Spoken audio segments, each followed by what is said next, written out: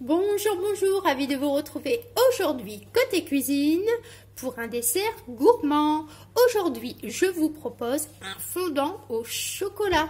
Allez, c'est parti, je vous montre comment le réaliser. Alors, dans mon saladier, je vais mettre du sucre blanc, des œufs battus. J'ai battu mes œufs déjà, donc j'ajoute mes œufs, tous les ingrédients en barre de description, les grammages, etc. Vous avez toutes les indications en barre de description comme d'habitude. Alors, je bats donc mon sucre et mes œufs. Voilà, je touille. Aujourd'hui, j'avais très envie de vous proposer ce petit fondant au chocolat, car même si c'est l'été, le fondant au chocolat se marie parfaitement avec une boule de glace. Alors, pourquoi pas une boule de glace à la vanille, une boule de glace au caramel. C'est un petit gâteau qui est très rapidement réalisé, qui ne nécessite pas énormément d'ingrédients et qui est très très bon. Je vous dis, avec une boule de glace, c'est parfait. Voilà, alors je bats bien mes œufs et mon sucre blanc. J'y ajoute de la farine. Voilà. Et maintenant, je retouille. Alors, le fondant au chocolat reste un classique de la cuisine. On adore faire des desserts au chocolat. Là, c'est super simple et c'est super rapide. Voilà, vous voyez, ma pâte est prête. Alors maintenant, je vais ajouter mon chocolat. Alors, j'ai fait fondre à la casserole, mais si vous êtes doué au micro-ondes, vous pouvez utiliser votre micro-ondes. J'ai fait fondre mon chocolat, donc ma plaque de chocolat dessert avec juste du beurre. Comme d'habitude. Alors je vais vous montrer mon petit beurre que j'utilise.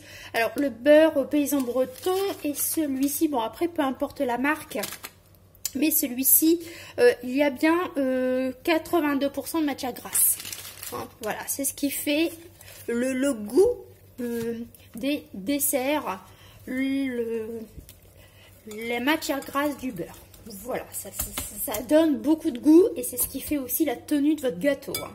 Voilà, donc on y ajoute le chocolat fondu. Voilà. Alors, on incorpore ceci. Vous voyez, mon gâteau est prêt. C'est très très rapide, peu d'ingrédients et super bon. Alors moi j'ai utilisé un chocolat au lait. Voilà, après pour les gourmands, les amateurs de chocolat noir, pas de souci, vous pouvez très bien utiliser du chocolat noir, mais toujours pâtissé.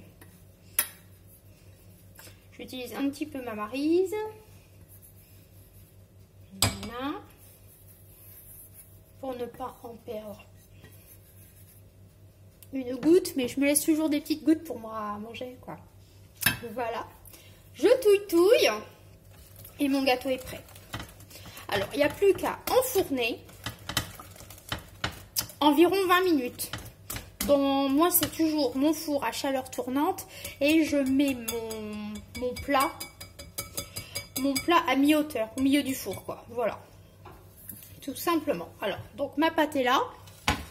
Et moi, je vais utiliser, alors vous utilisez un moule à manquer ou un moule à fondant ou une petite tourtière. Moi, j'ai décidé d'utiliser une petite tourtière comme ici.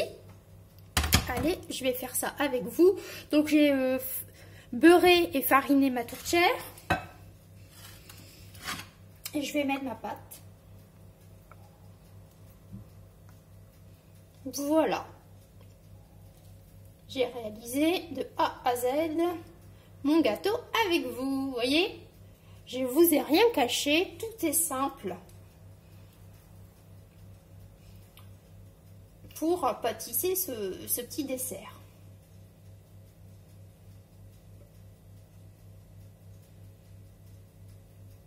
Alors c'est un gâteau qui ne gonfle pas. C'est vraiment un fondant, quoi.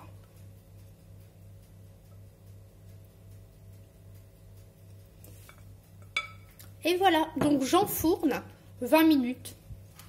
Et après, je laisse refroidir parce que je mange mon petit gâteau bien froid avec une boule de glace. Dites-moi quelle saveur de glace que vous adorez durant l'été, que vous appréciez manger régulièrement. Allez, allez, j'espère que ce petit moment cuisine, ce petit moment chocolaté vous a plu. Et moi, je vous dis de prendre soin de vous et à la prochaine!